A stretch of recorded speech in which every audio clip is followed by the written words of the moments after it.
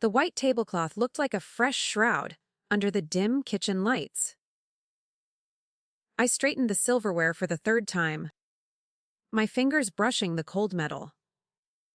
The short ribs were braising in the oven, filling the apartment with a rich, heavy scent that felt suffocating. 8 years of marriage deserved more than this silence. I adjusted the custom cake in the fridge, reading the cursive icing. Everything was ready by 7 o'clock. I stood by the window, watching the street lamps flicker on in our quiet neighborhood. A week after our divorce, my ex-husband married his perfect dream woman. But when I saw her face on my screen later, I could not stop laughing, because she was a ghost I once knew. Back then, on our anniversary, I still believed in the lie of his busy schedule. I checked my phone every 10 minutes. The screen remained dark and cold. At 9 o'clock, the candles began to weep wax onto the lace. My reflection in the dark glass looked like a stranger waiting for a ghost. By 10:30, the chime of an incoming email shattered the stillness. I dropped the silk napkin I was folding. The message was a single, clinical sentence about a client emergency and a late night at the office. There was no apology and no mention of the date. My chest tightened as I realized the wine would stay corked. I did not cry. Instead, I stood in my favorite dress and watched the candles burn down to nothing. The room smelled of smoke and cold grease. The next morning, the sun felt too bright and aggressive. I followed my routine with mechanical precision, drinking coffee while staring at the empty hallway. At noon, I broke my own rule and called his firm. The receptionist sounded hesitant, her voice dropping into a conspiratorial whisper. She told me Peter had resigned 3 days ago, without leaving a forwarding address. My heart skipped a beat as the floor seemed to tilt. He had already quit before the anniversary dinner even began. I drove home through a blur of red lights and heavy traffic. My hands gripped the steering wheel until my knuckles turned white. The apartment was eerily quiet when I stepped inside. I noticed the shoe rack first. His brown leather Oxfords were gone, leaving behind a dusty outline on the wood. I walked toward the bedroom, my heels clicking like a countdown on the hardwood floor. The door was ajar. I could hear the rhythmic sliding of a zipper echoing through the empty space. Peter stood by the bed, calmly folding a navy suit into a silver suitcase. He did not look up when I entered. He simply reached for a thin manila folder and slid it across the duvet. He told me he was moving to New Mexico for a fresh start. He said I was no longer the wife he needed. I stared at the divorce papers, my breath hitching in my throat. On the dresser sat a pair of new, expensive shoes I had never seen before. The silence in the bedroom felt heavier than the suitcase on the floor. Peter did not offer an apology or a glance toward the anniversary dinner downstairs. He spoke about Albuquerque as if he were discussing a weather report. His voice was steady and clinical. I looked at the divorce papers on the bed. The ink was dry and the margins were perfect. He had been planning this exit for weeks while I was buying wine. This was not a sudden decision. "I have made my choice," Peter said while snapping the locks on his luggage. He avoided my eyes by focusing on his reflection in the dresser mirror. I noticed he was wearing a gold watch I had never seen before. It looked expensive and brand new. He told me he had given notice to terminate our joint lease. I had 30 days to vacate the premises. My home was becoming a legal ghost town. He moved toward the bedroom door. I grabbed the manila folder and followed him into the living room. The candles I lit hours ago were now cold lumps of gray wax. I asked him how long he had been lying. He laughed, a short and bitter sound that echoed off the high ceiling. He told me that my constant focus on work made me a placeholder. He wanted a woman who understood sacrifice. He claimed a real wife would not need reminders to be present. "You quit your job 3 days ago," I whispered while blocking his path to the front door. He finally looked at me with a cold and piercing intensity. He admitted the real estate firm was a stepping stone. He had accepted an executive role with a major group in New Mexico. He said his new life required a different kind of partner. He looked at my dress with visible disdain. I realized then that I was already erased from his future. Peter reached for the door handle without hesitation. He told me to accept the situation with dignity. He said there was no point in a long and messy confrontation. I watched him walk out into the hallway without looking back once. The click of the lock sounded like a final gavel. I stood alone in the dark apartment, surrounded by the scent of cold beef and burnt wicks. The space felt cavernous and strange. I was truly alone. 3 days passed before I finally touched the folder on the dining table. I spent the time packing my belongings into cardboard boxes. I avoided the balcony where the lights were still strung. Every morning I woke up expecting to hear him in the kitchen. Then the reality would settle in my chest like lead. I finally opened the documents and read the terms. He had taken everything of value. He left me with the bills and the silence. I decided to attend my high school reunion to escape the empty rooms. I had bought the ticket months ago, back when I thought Peter would be by my side. I needed to see faces that did not know about my failed marriage. I chose a simple black dress and drove to the brewery downtown. The air was crisp and smelled of pine. I saw Lucas Bennett standing near the bar. He smiled and offered me a drink. We talked about the past for hours. Then my phone buzzed with a message from an unknown number. The message on the screen was a photograph of a marriage certificate. I stared at the names through the dim light of the brewery. Peter had remarried only one day after our divorce was finalized. The bride was listed as Clara Whitman. The name sounded familiar, but felt distant like a half-remembered dream. Lucas watched my face darken as I gripped the glass. He asked if I was okay. I told him it was just a ghost from my past. The noise of the reunion faded into a dull hum as I scrolled. I found an image of the new couple standing before a white altar. Peter looked smug in a bespoke suit while his bride glowed. Her face was a masterpiece of sharp angles and smooth skin. She looked like a high-fashion model from a glossy magazine. I squinted at her eyes and felt a sudden chill. There was something buried beneath the perfection. I knew that gaze.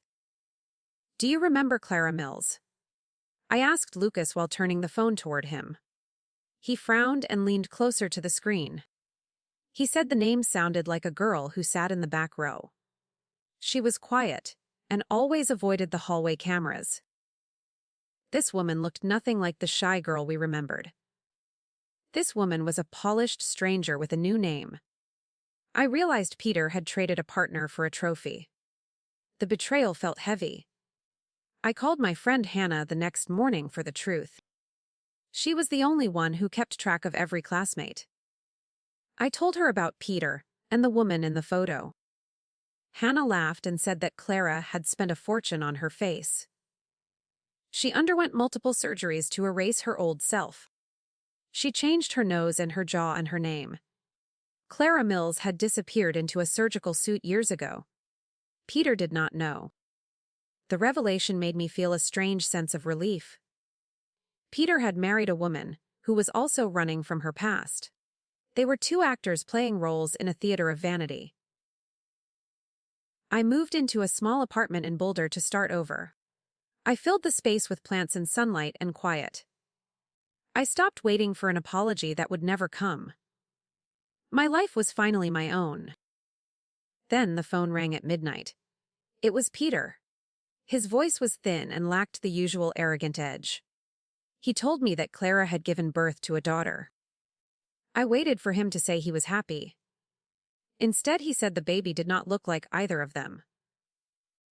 He sounded terrified as he described the child's features. The DNA test proved he was the father.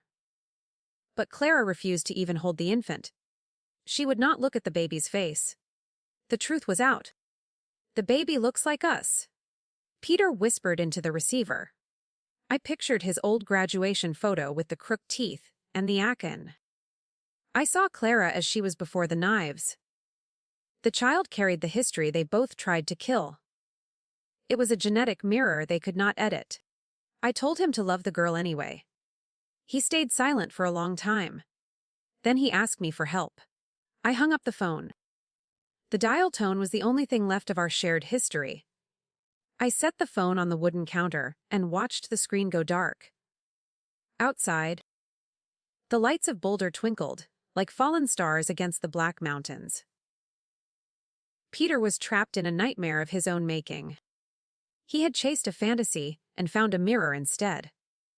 I walked to the balcony and took a deep breath of the cold air. The weight was finally gone. I began to dismantle the last remains of my old life.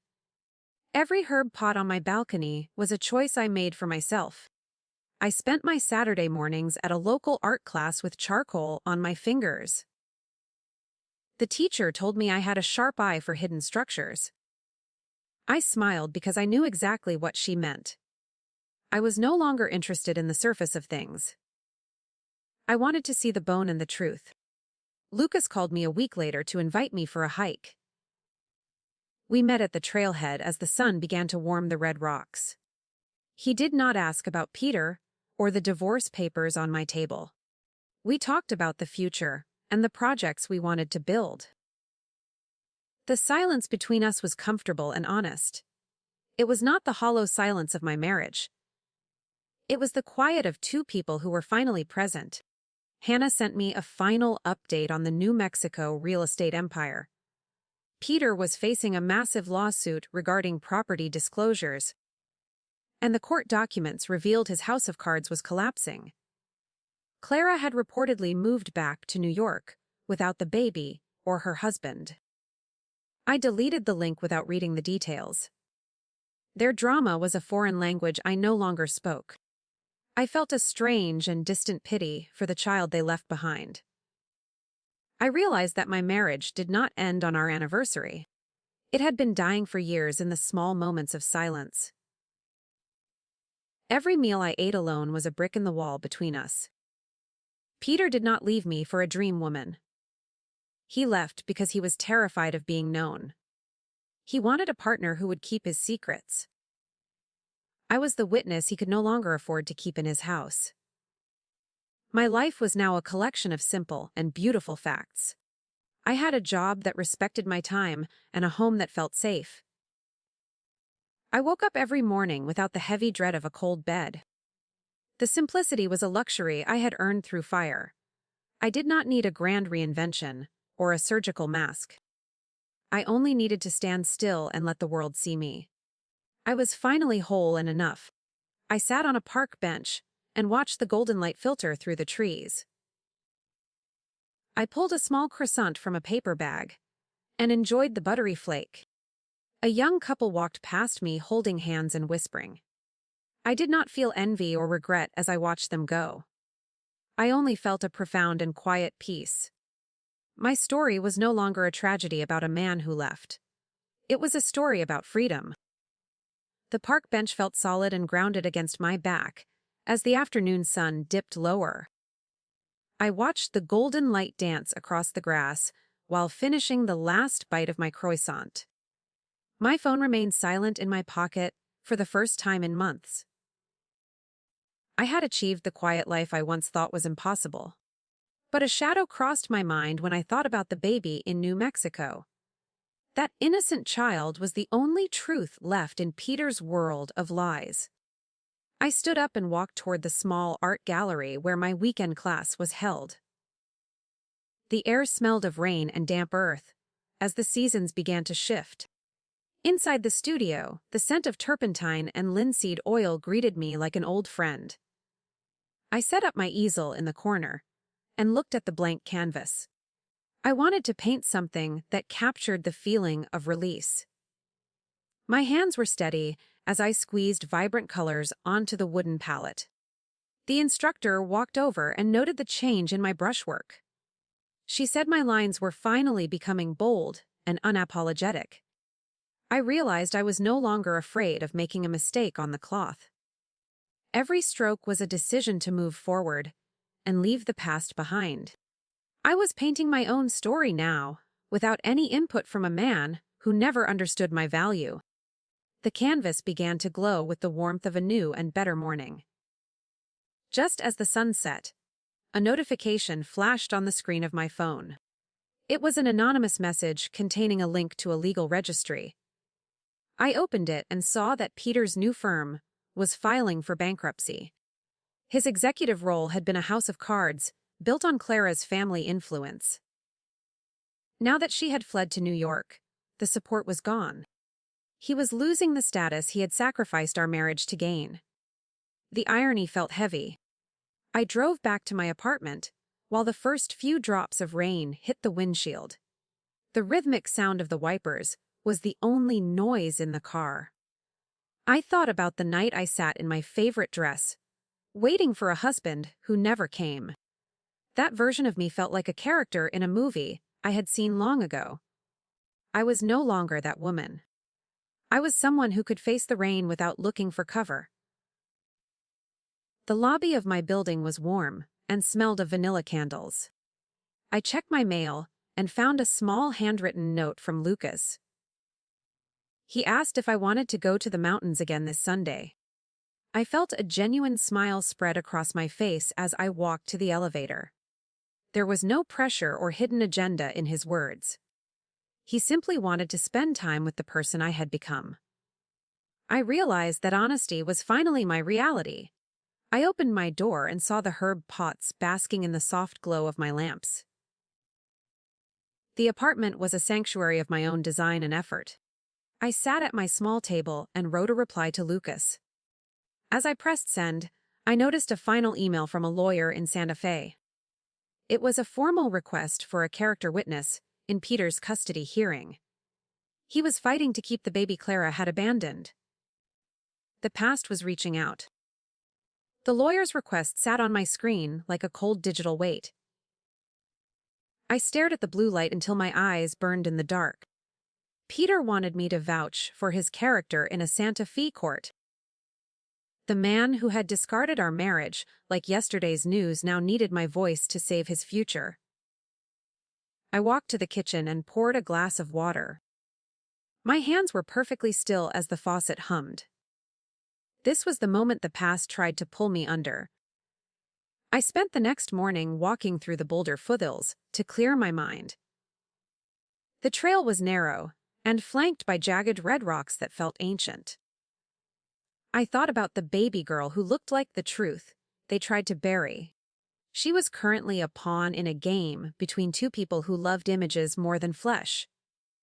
My objective was simple. I had to decide if my silence was a shield or a weapon. I felt the cold wind biting at my cheeks. By noon, I was sitting in a small cafe near the office. I opened my laptop and began to draft a response to the attorney. I knew that testifying would mean reopening every wound I had carefully stitched closed. It would mean seeing Peter's face again and hearing his rehearsed lies. I remembered the way he had looked at my favorite dress with disdain. He did not deserve my help. Yet the thought of that child alone in a nursery haunted me. The mid-scene turn came when Hannah sent a final text during my lunch break. She had found a private social media account belonging to Clara's mother. The photos showed the baby sleeping in a plastic hospital bassinet, while Clara stood in the background. Clara was wearing a designer scarf and looking at her own reflection in the window. She was not even looking at the child she had carried. The mother's gaze was fixed on her own surgical perfection. It was chilling. I realized then that Peter was not just fighting for a daughter. He was fighting for his own redemption. If he could keep the baby, he could convince himself that he was a good man. He was trying to use a child to rewrite his history one more time. My pressure increased as I saw the court date was only 3 days away. I had to act fast or stay out of it forever. I took a slow sip of my bitter black coffee. The waiter dropped a heavy check on my table and moved away. I looked at the totals and thought about the cost of honesty. I decided to call the lawyer directly to ask a single question. I wanted to know if Peter had mentioned me by name, or if the court had found me. The lawyer's voice was tired and professional over the static. He admitted that Peter had begged him to reach out. Peter claimed I was the only person who knew his real heart. That statement made a sharp laugh escape my throat in the crowded cafe. Peter did not know my heart, and he certainly did not understand his own. He was still trying to manipulate the woman he had abandoned. I told the lawyer I would think about it and hung up the phone.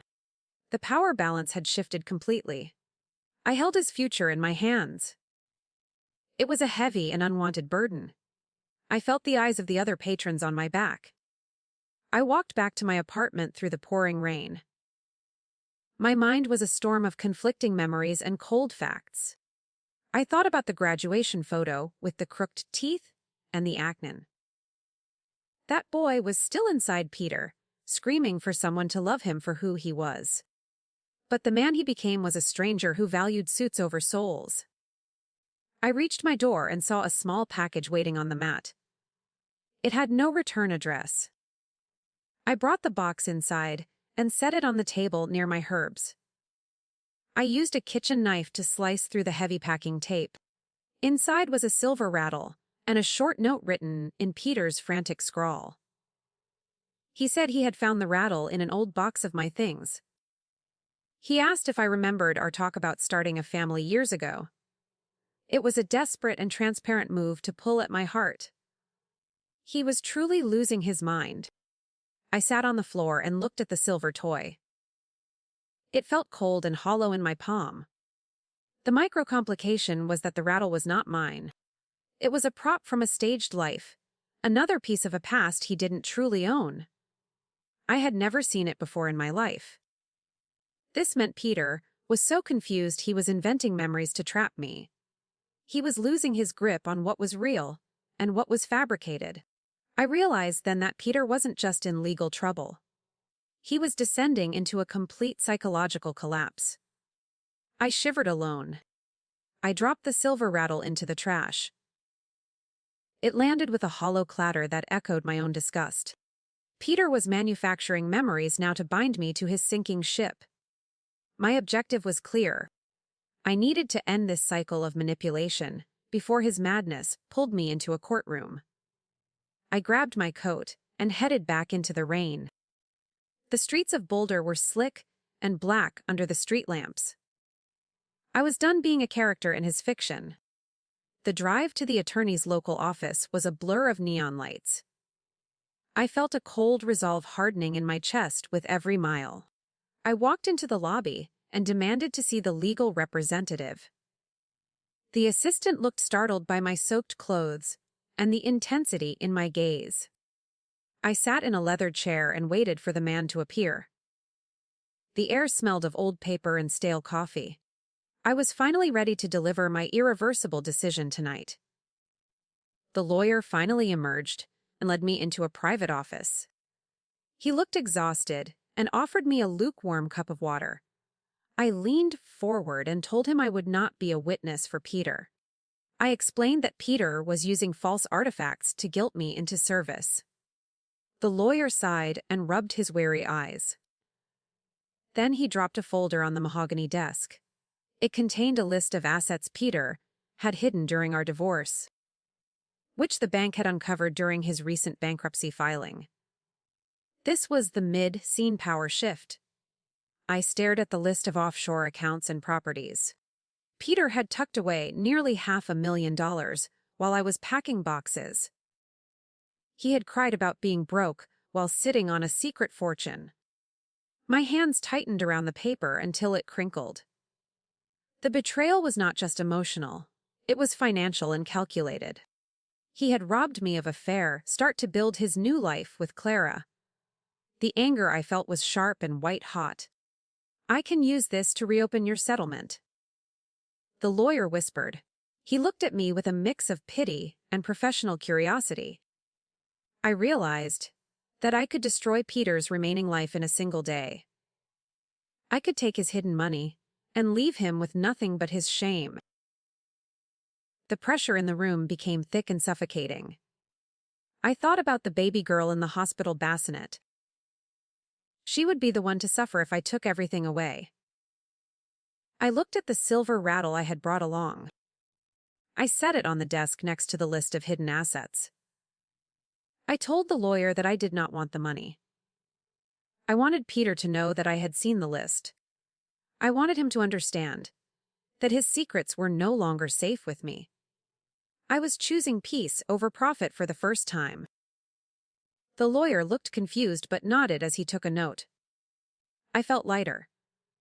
I stood up and walked toward the door without looking back.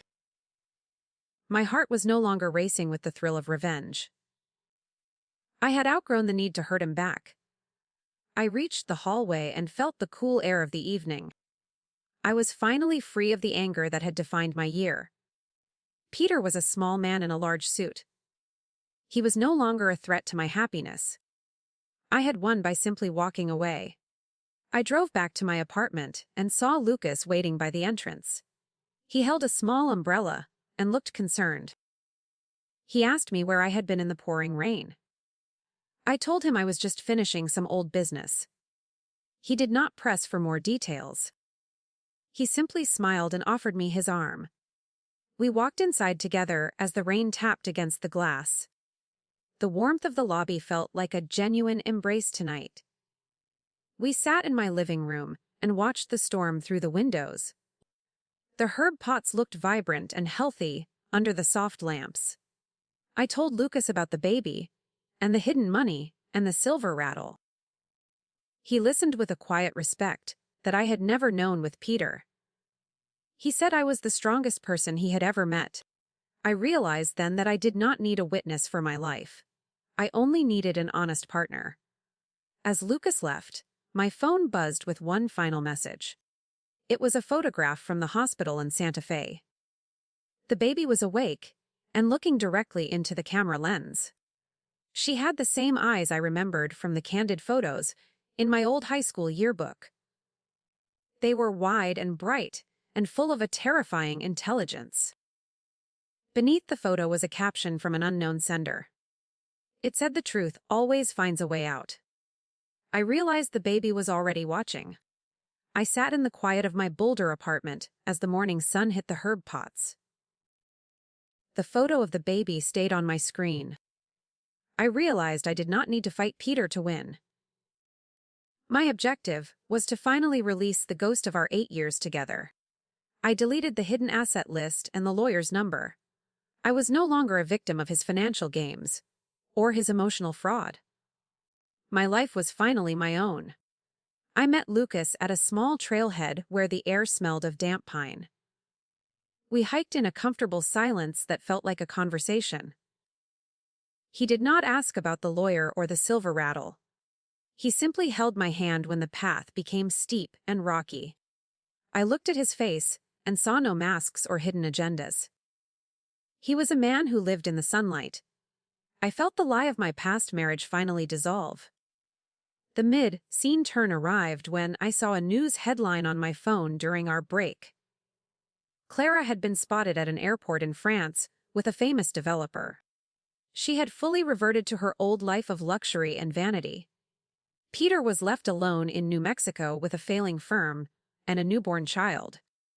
He was reaping the hollow harvest he had planted. I felt no joy in his ruin.